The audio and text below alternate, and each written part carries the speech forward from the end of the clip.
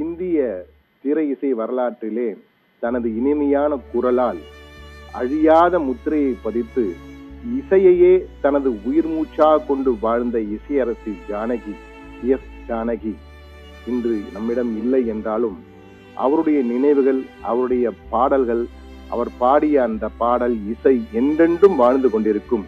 இசை என்பது இந்த உலகில் இருக்கும் வரை ஜானகியின் புகழ், அவருடைய திறமை என்றென்றும் நிலைத்திருக்கும், தொடர்ந்து நறுமணமாக வீசிக் கொண்டிருக்கும் என்பதிலே யாருக்குமே மாற்று கருத்து இருக்க முடியாது. 1938 ஏப்ரல் 23 அன்று ஆந்திராவிலே குண்டூர் மாவட்டத்திலே பல்லப்பட்டலா எனும் குக்கிராமத்தில் பிறந்தவர் தான் ஜானகி. எளிய குடும்பத்தில் பிறந்தாலும் தன் அசாதாரண குரலால், அதாவது அவருடைய குரல் என்பது இப்படிப்பட்ட குரல் என்று, காந்த குரல், சிறப்பான இசைக்குரல் என்றெல்லாம் கூற முடியாது. குழந்தையாக பாட வேண்டும் என்றால் குழந்தை குரலாக பாடுவார். ஒரு காதல் வசப்பட்டு பாட வேண்டும் என்றால் அந்த காதல் வசப்பட்டு பாடக்கூடிய ரம்மியமான குரலாக மாறுவார். ஒரு தத்துவார்த்தமான பாடல் என்றால் தத்துவார்த்தமாக பாடக்கூடிய அளவுக்கு தன்னுடைய குரலை மாற்றுவார் என்ற அந்த வகையிலே ஒரு அசாதாரண குரல். இது போன்ற குரலை பார்த்ததில்லை. இளையராஜா ஒருவரிடம் ஒரு முறை நான், இளையராஜா என்ற மிகப்பெரிய ஒரு இசை மேதை, அவரிடம் பேட்டி கண்ட பொழுது அவர் பல பாடல்கள், தன்னுடன் பணிபுரிந்த பாடல்கள் குறித்தெல்லாம் என்னிடம் பேசிக் கொண்டிருந்த பொழுது எஸ் ஜானகியை பற்றி கேட்ட போது அவர் சொன்ன ஒரு பதில் உண்மையிலேயே இன்று ஜானகி எப்படிப்பட்ட திறமை வாய்ந்தவர் என்பதற்கு உதாரணம் என்றே கூறலாம். அதாவது ஜானகியிடம் எந்த பாட்டை கொடுத்தாலும், எந்த குரலில் பாட வேண்டும், எந்த சிச்சுவேஷன் சொன்ன பிறகு அந்த சிச்சுவேஷனாகவே மாறிவிடுவார் ஜானகி. தானே அந்த கதாபாத்திரமாக உணர்ந்து பாடக்கூடிய அளவுக்கு மிக சிறந்த அசாத்திய திறமை கொண்டவர்கள் ஒருவர் எஸ் ஜானகி என்று தன்னுடைய சர்டிபிகேட் கொடுத்திருக்கிறார் என்றுதான் சான்றிதழே கொடுத்திருந்தார் இளையராஜா. இளையராஜா தான் இப்படி என்றால் ஏ.ஆர். ரஹ்மான், எந்த ஒரு இசையமைப்பாளர் எடுத்தாலும் எஸ் ஜானகி என்றாலே அவர்களுக்கென்று எப்படிப்பட்ட பாடலையும் பாடக்கூடிய அசாதாரணமான திறமை கொண்டவர் என்பதில் அனைவருமே ஒருமித்த கருத்துடன் இருந்தார்கள். எத்தனையோ பாடகர்கள், எஸ்பிபி இருந்தார், சுசீலா இருந்தார், இவர்களெல்லாம் மிக சிறந்த பல பாடகர்கள் இருந்திருக்கிறார்கள். ஆனால் ஜானகிக்கு ஒரு அசாத்திய திறமை என்னவென்றால், எந்த ஒரு குரலாக குழந்தை போல் பாடுவது என்று அனைவராலும் பாட முடியாது. ஆனால் ஜானகி குழந்தை போலவே பாடக்கூடியவர். அந்த அளவுக்கு மிக சிறந்த ஒரு குரல் வளத்தை கொண்டிருந்தார். அதே போன்று வெறும் குரல் வளம் மட்டுமல்ல, இடைவிடாத உழைப்பு, இசையின் மீதான அளவற்ற அர்ப்பணிப்பு ஆகியவற்றால் இந்திய இசை வரலாற்றின் உச்சத்தை அடைந்தவர் ஜானகி என்று கூட கூறலாம். 57ஆம் ஆண்டு தனது திரை இசை பயணத்தை தொடங்கிய அவர் சுமார் 7 தசாப்தங்கள், இன்னும் ஒரு ஆண்டு இருந்தால் 7 தசாப்தங்கள் என்றே கூறலாம். 7 தசாப்தங்களுக்கு மேலாக இந்திய திரையின் இசையின் பேரொளியாக திகழ்ந்தவர், இசை பேரொளி என்றே நாம் அழைக்கலாம். அந்த அளவுக்கு தன்னுடைய திறமையால், புகழால் தொடர்ந்து நம்மிடம் வாழ்ந்து கொண்டிருக்கிறார் என்றுதான் கூற வேண்டும்.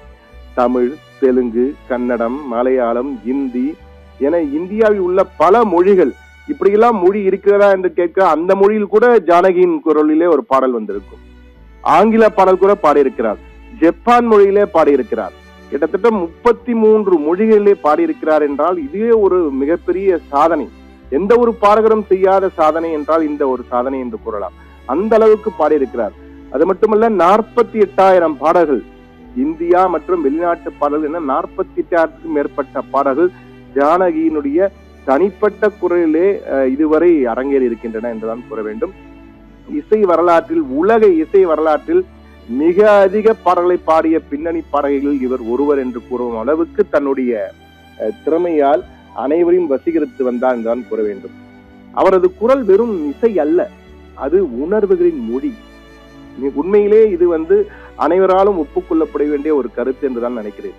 என்றால் அவருடைய குரல் என்பது வெறும் இசை அல்ல, அது உணர்வுகளின் மொழி. உணர்வுகளை அப்படியே கொண்டு வரக்கூடிய அந்த ஏற்கனவே சொன்னது கதாபாத்திரமாகவே மாறிவிடுவார்.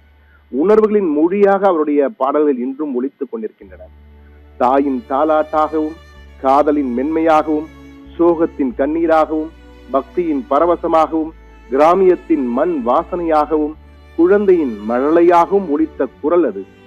உண்மையிலேயே நேயர்களே, ஜானகியின் குரல் என்பது தாயின் தாலாட்டாக, காதலின் மென்மையாக, சோகத்தின் கண்ணீராக, பக்தியின் பரவசமாக, கிராமத்தின் மண் வாசனையாக, குழந்தையின் மழலையாக ஒலித்துக் கொண்டிருக்கிறது. இன்றும் ஒலிக்கும், என்றென்றும் ஒலித்துக் கொண்டிருக்கும். அதில் மாற்று கருத்தே இல்லை.